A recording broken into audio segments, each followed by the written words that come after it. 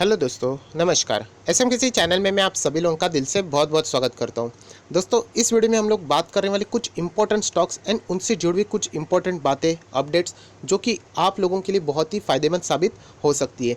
तो चलिए दोस्तों, यहाँ पे हम लोग स्टॉक्स को कवर करने वाले अलग अलग स्टॉक्स से अलग अलग सेक्टर के। बट इस वीडियो को स्टार्ट करने से पहले एक इंपॉर्टेंट बात भी मैं आप लोगों से कहना चाहूँगा, जैसे कि आप सभी लोगों को पता है मेरा और एक चैनल है स्टॉक मार्केट का क्लासेस करके, SMC करके।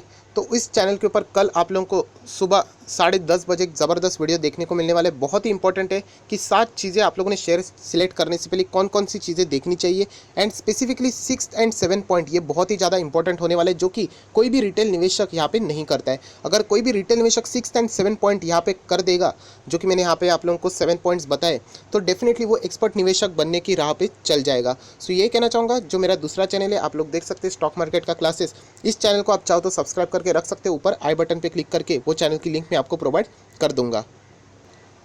तो चलिए दोस्तों, हम लोग आ चुके हैं नॉर्मल हमारे स्क्रीन के ऊपर। इस टॉपिक को कंटिन्यू कर लेते हैं। एंड जैसे कि मैंने आप लोगों को बताया, सबसे पहला कोई स्टॉक है आपके लिए यहाँ पे मैंने ओपन किया है, तो उसका नाम है अशोक लेलैंड। यस दोस्तों, अशोक लेलैंड ट्रक से रिलेटेड, बसेस से रिलेटेड टॉप नोस्ट कंपनी आप लोग देखोगे तो दुनिया में भी टॉप 5 कंपनीज में ये कंपनी आती है। बट आप सभी लोगों को पता है कि एक लक नाम का भी फैक्टर होता है, एंड ये फैक्टर इस कंपनी के यहाँ पे फिलहाल तो खिलाफ नज़र आ रहा है। अनलकी कंपनी है, क्योंकि आप सभी लोग पता है ऑटो सेक्टर पूरा ही सेक्टर दबा दबा सा है। बट जब से एक कंपनी ने अच्छे रिजल्ट भी पेश किए थे, उसके बाद यहाँ पे सरकार ने लोडिंग कैपेसिटी से रिलेटेड नया रूल्स सामने लाया था। उसी के साथ साथ नए रिफॉर्म्स लाए गए थे ऑटो सेक्टर में, एंड उसके बाद ऑटो सेक्टर प्रेशर में ही था। ऑटो सेक्टर के लिए जो रिकवरी वाला माहौल था वो था अप्रैल, क्योंकि अप्रैल से आप सभी लोगों को पता है BS6 जो इंजन से रिलेटेड जो बदलाव किए गए थे, उनके जो गाड़ियाँ वो लॉन्च करने वाले थे, इलेक्ट्रिक व्हीकल्स वाली मॉडल्स भी इन्होंने तैयार कर दिए थे। सो ये सारी चीज़ें हम लोग को अप्रैल में देखने को मिलने वाली थी, 1 अप्रैल से। बट आप लोग देख सकते हैं unfortunately just because of corona virus, सारे ऑटो सेक्टर की जो कंपनियां थी उनकी सारी चीज़ें अभी हम लोग को डिले होती हुई देखने को मिल रही है। बट एनीवेज, अभी हम लोग देख सकते हैं कंपनी में हम लोग को 5 से 6% की जंप देखने को मिल रही है। इनफैक्ट अगर आप 5 दिन का चार्ट पैटर्न भी देखोगे, बहुत ही तेज़ रफ्तार से, मतलब 44 के आसपास ये स्टॉक चल रहा था, आप लोग देख सकते हो। एंड आज अभी हम लोग को भागते भागते ये स्टॉक 48-50 तक जाते हुए देखने को मिल रहा है। सो ऐसी क्या वजह है? तो यस दोस्तों, कुछ वजह है जो कि मैं आपके सामने यहाँ पे शेयर करना चाहूँगा। तो सबसे पहले बताना चाहूँगा कि कंपनी के जो सभी प्लांट्स है यहाँ पे अभी रीओपन हो चुके हैं। यस दोस्तों, कोविड-19 की वजह से हम लोगों को प्लांट्स बंद होते हुए देखने को मिल रहे हैं। तो यस, अशोक लेलैंड के प्लांट जितने भी थे सारे के सारे ओपन हो चुके हैं। जो उनकी उत्पादन थी, जो उनके कॉन्ट्रैक्ट्स थे, वापस यहाँ पे मिलना शुरू हो चुके हैं, एंड उसके ऊपर ये काम करना भी शुरू हो चुके हैं। सो ऑब्वियसली इकोनॉमी रीओपन होना जैसी अच्छी बात थी, वैसे ही किसी भी कंपनी के लिए उनका खुद का बिजनेस जो बंद था लॉकडाउन की वजह से, वो रीओपन होना भी बहुत ही इंपॉर्टेंट बात ज़रूर थी। उसी के साथ साथ कंपनी के जो बड़े ऑफिशियल्स हैं उन्होंने ये भी कहा कि कंपनी के जो शोरूम्स थे वो भी अभी ओपन हो चुके हैं। सो जो लोग भी चाहते हैं डीलिंग के लिए, ऑब्वियसली कंस्ट्रक्शन सेक्टर के लिए, क्योंकि ये गाड़ियाँ जो ट्रक्स हेवी व्हीकल्स बनाते हैं ज़्यादातर करके, तो वो लोग ज़रूर शोरूम में आ सकते हैं, क्योंकि शोरूम अभी इन कंपनीज़ ने बाकी लोगों के लिए ओपन कर दिए हैं। उसी के साथ साथ अगर हम लोग बात करें तो सबसे खास बात तो BS6 इंजन वाले जो मॉड्यूलर ट्रक्स थे वो भी इन्होंने लॉन्च कर दिए। यस दोस्तों, जैसे मैंने कहा था कि 1 अप्रैल में होने वाला था, BS6 से रिलेटेड जो इंजन वाली गाड़ियाँ थी, जो कि हम लोग कह सकते हैं मॉड्यूलर ट्रक्स, वो अभी यहाँ पे क्या कर दिए, उन्होंने लॉन्च कर दिए, जिसके बदौलत अभी हम लोग को ये रैली देखने को मिल रही है। क्योंकि ये सरकार ही चाहती थी ये सारी चीज़ें होनी चाहिए, चेंजेस होने चाहिए, जो कि अभी अशोक लेलैंड धीमे धीमे करके शुरू करते हुए देखने को मिल रहा है।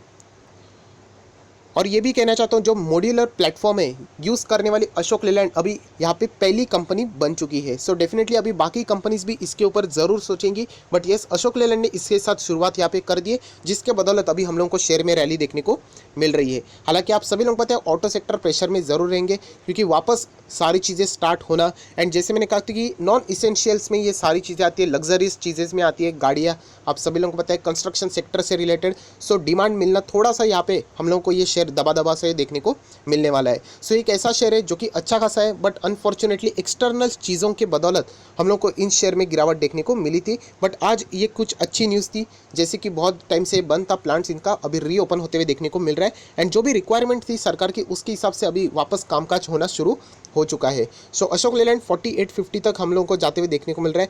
आज के दिन की बात करें तो आप लोग यहाँ पे देख सकते हैं 36% से ज़्यादा की डिलीवरीज हम लोग को अशोक लेलैंड में उठाती हुई देखने को मिल रही है।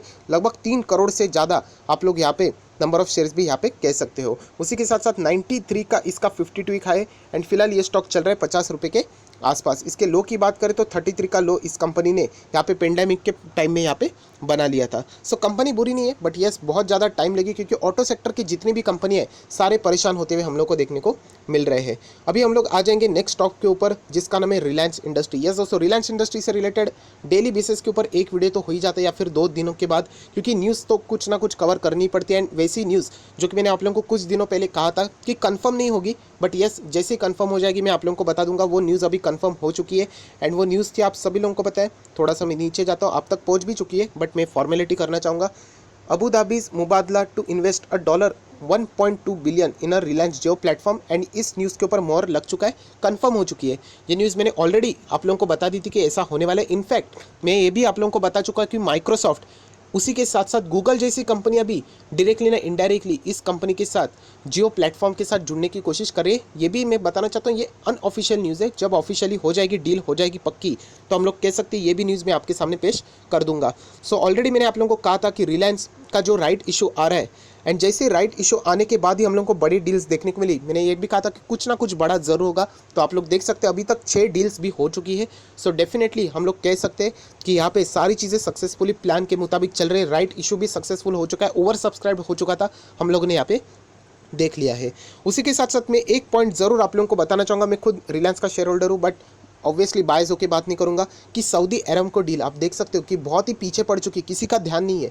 मुझे ऐसा लगता है कि शायद से वो डील अभी यहाँ पे कैंसिल होते हुए या फिर बहुत ही ज़्यादा डिले होते हुए देखने को मिल सकती है, क्योंकि ऑयल के प्राइस में होने वाली गिरावट एंड जैसे ये बाकी डील्स हो रही है एंड सऊदी अरामको की डील से रिलेटेड कोई बात सामने नहीं आ रही है। ऐसा लग रहा है कि शायद से इस चीज़ का ऐलान कभी भी हो सकता है। हालांकि कंफर्म नहीं है, ऑब्वियसली ये बाद की बात है कि एक्चुअल में होने वाला है या नहीं, बट जिस तरीके का कोई भी अभी इंडिकेशंस देखने को मिल रहे हैं, सारी चीज़ें साइलेंटली ही चल रही है। सो हम लोग कह सकते हैं कि शायद से ऐसी चीज़ें हो सके। अगर सऊदी अरामको की डील अगर रिलायंस इंडस्ट्री के साथ सक्सेसफुल हो जाती है, सो डेफिनेटली हम लोग कह सकते हैं कि और एक ज़बरदस्त जंप हम लोग को यहाँ पे देखने को मिल सकेगी। बट फिलहाल आप लोग देख सकते हैं शेयर आज ज़बरदस्त परफॉर्मेंस दे रहा था।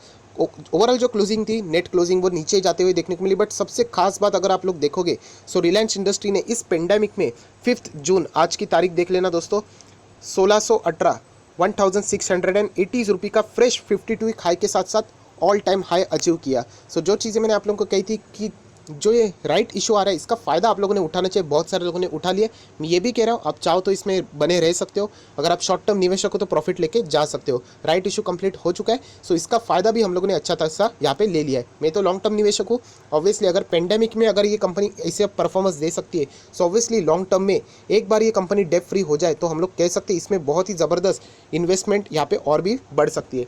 22% के आसपास की डिलीवरीज अभी हम लोगों को इस कंपनी में उठाते हुए देखने को मिल रही है। सो रिलायंस इंडस्ट्री से रिलेटेड भी एक बहुत ही ज़बरदस्त और एक बड़ी डील, जो कि 6th डील आप लोगों को होते हुए देखने को मिल रही है, जो कि जियो प्लेटफॉर्म में हो चुकी है। सो और भी डील आगे आ सकती है जो कि हम लोगों को देखने को मिल सकती है। सो ये 2 न्यूज़ के बाद अभी हम लोग आ जाते हैं तीसरी बड़ी न्यूज़ के ऊपर, जिसका नाम है state bank of India. Yes दोस्तों, एंड SBI, यहाँ पे आप लोग देखोगे 8.73% की बहुत बड़ी रैली जंप देखने को मिल रही है। एंड इसके पीछे की वजह मैंने आप लोग को कल कहा था कि SBI के ऊपर आप लोगों ने फोकस रखना चाहिए, क्योंकि इनके आने वाले Q4 के नंबर्स, तो नंबर्स कैसे आए वही अभी हम लोगों को देखना है। अगर आप प्रॉफिट देखोगे तो कोई इंप्रेसिव नहीं है, बट स्टिल इस कंपनी में इतनी जंप क्यों है, ऐसा क्या फैक्टर है, वो आप लोगों को कोई नहीं बता रहे। वो अभी मैं आप लोगों को यहाँ पे बताने की कोशिश ज़रूर करूँगा।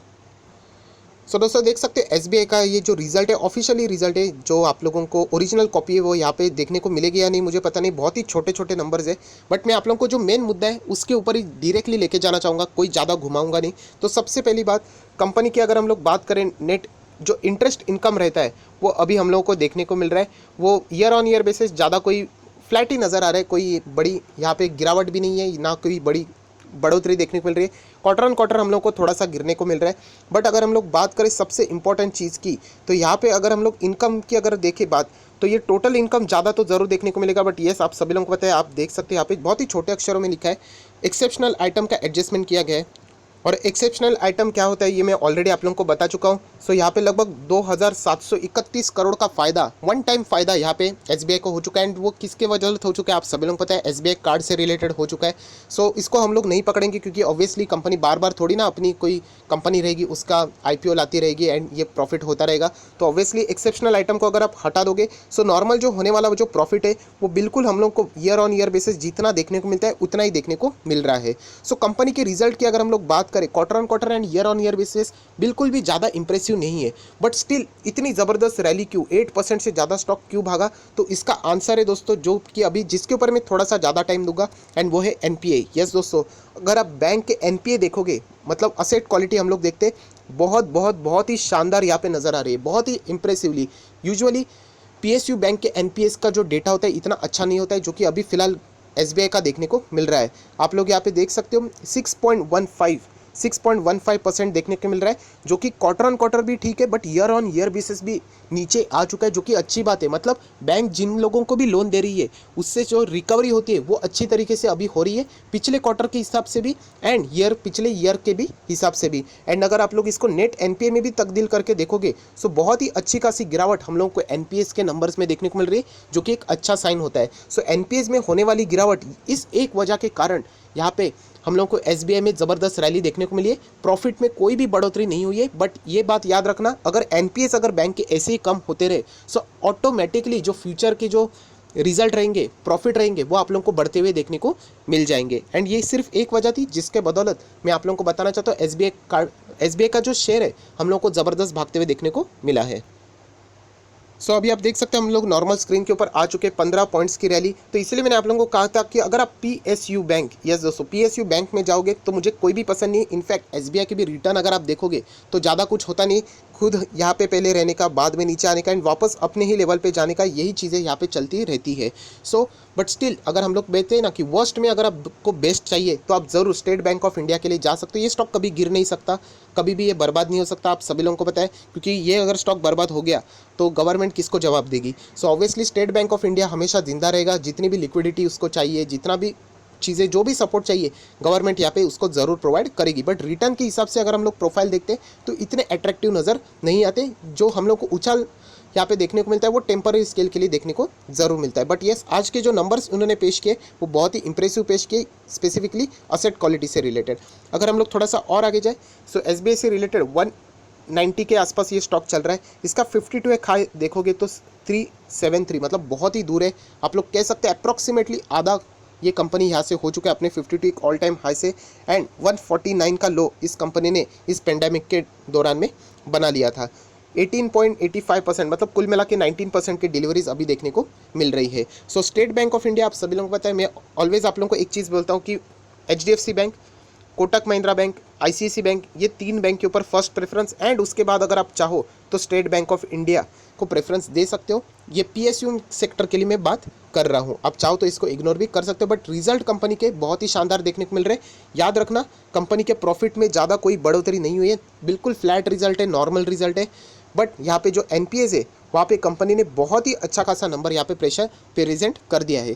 कोविड-19 का प्रोविजनिंग भी किया है, जो कि हम लोग ने यहाँ पे ऊपर ही रिजल्ट में पढ़ भी सकते हैं।